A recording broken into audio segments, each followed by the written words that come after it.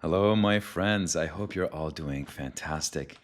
Today, I just want to tell you something about Proverbs 31 that may completely blow you away. And what a lot of us believers did not know, although we have read that passage again and again, is that it may be pointing to someone extremely specific in the Bible. And once you see it, it's going to be very difficult to unsee it. Because what looks like this poetic description of an ideal woman may actually be something a lot more personal and a lot more intentional. The passage, Proverbs 31, about the virtuous woman may be pointing to none other than Ruth. That's right. And this connection is one of those moments where scripture feels a lot less like a collection of separate books and more like a carefully woven story. So let's slow down, and I'm going to show you how it all comes together so beautifully. Now, a lot of people who are reading the English Bible, when they finish Proverbs 31, they go right into the book of Ecclesiastes. And that is the order that we are used to.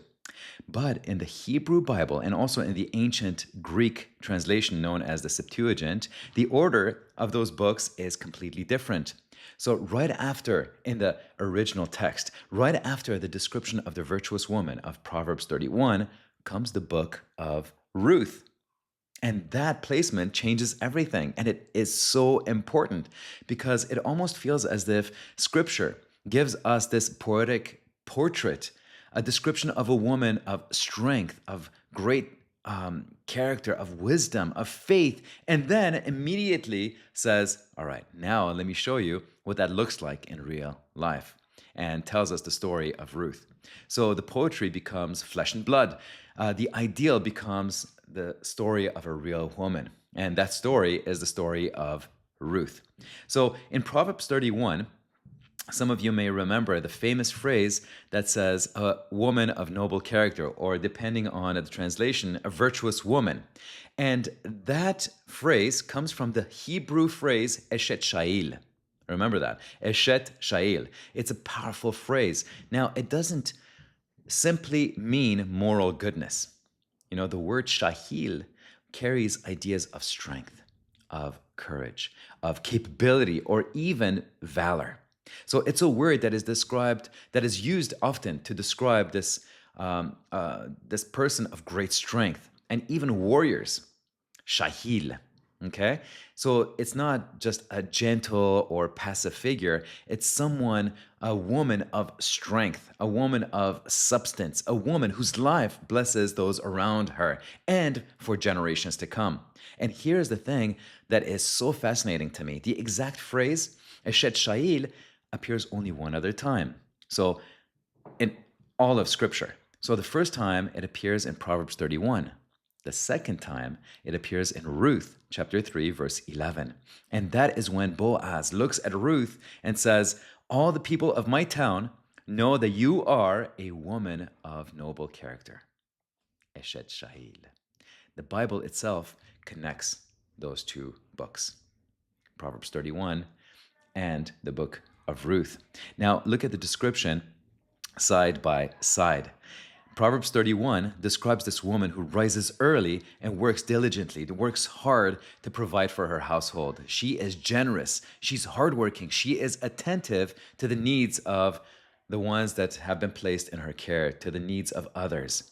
And then we turn to Ruth. In Ruth chapter 2, we see that she wakes up early in the morning and she goes and works the fields. She gleans the leftover grain, not for herself, but to care for her mother in law, Naomi. So she has nothing to gain socially, she has nothing to gain financially by staying with Naomi. Naomi herself said, my daughter, you're young. Why don't you just go back to your people? You'll get remarried, you'll have children. Don't feel like you need to be stuck with me. Okay? So Ruth could have returned to her people, to her own culture, because she was a Moabite, right? And she could have started over. But instead, she chooses loyalty. She chooses sacrifice. She chooses covenant love. And in doing so, Ruth embodies exactly what Proverbs 31 is describing, a woman whose strength is expressed through faithfulness. Now, Proverbs 31 also says that her husband, this is really cool. Proverbs 31 says that her husband is respected at the city gates. Now, to modern readers, to all of us, when we read this, it might sound like a very small detail. But in ancient Israel, the city gate was where legal decisions were made. The city gate was where elders would get together and where honor and reputation was publicly discussed and established.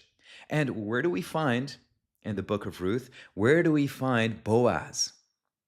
That's right. In chapter 4, we see that Boaz is standing at the city gate with the elders publicly redeeming Ruth and Naomi's family. And the setting mirrors the description. The poetry of Proverbs 31 becomes narrative reality. Oh, there's more. Proverbs 31:25 says that her strength and dignity are her clothing. And in Ruth 3, Boaz looks at her and he praises Ruth not only for her beauty or status, but for her character, her covenant loyalty, her humility, her kindness. Her strength comes from a place of morality. Her dignity comes from a place of faithfulness. Ruth is strong, not because she demands attention, but because she consistently chooses to do what is right. And possibly this is the most important connection that comes near the end. Proverbs 31 finishes by telling us that a woman who fears the Lord is to be praised. This is the center of the entire passage, right? Not success, not productivity, not perfection, the fear of the Lord. And when we first meet Ruth, she makes one of the most amazing declarations of faith in the Old Testament. Although she is a Moabite, she tells her mother-in-law Naomi, she says, "Where you go, I will go. Your people will be my people, and your God, my God." That is so touching to me. She is making this declaration that your God is going to be my God, and I'm not going to let go. Ruth leaves behind her homeland. She leaves behind her security and her past. Not because she knows how the story is going to end. She has no idea. But she is going, like that song Oceans says, she's going where her faith is without borders, where her feet may fail, because she trusts the God of Israel. And that is living faith. Remember, faith is an action word, and she is putting it into action. That is courageous and bold faith, the kind of faith Proverbs 31 celebrates. And then at the very end, Proverbs 31 says that a woman with that much faithfulness who loves the Lord, her faithfulness is going to bless generations to come. And the book of Ruth ends with a genealogy. And at first glance, it just feels like an ordinary conclusion, right? Until you realize what it means. Once you connect those two passages, the passage of Proverbs 31 and the book of Ruth, once you put those two together, you realize that Ruth, the foreign widow with nothing to her name, becomes the great-grandmother of King David. And through David's line comes Jesus Christ. So the woman who arrived empty-handed becomes part of the story of redemption itself. And her quiet faithfulness echoes throughout generations. And maybe that is the real beauty of this connection.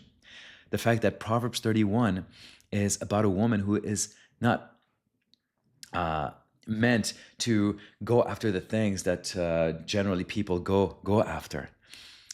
She is showing us that there is this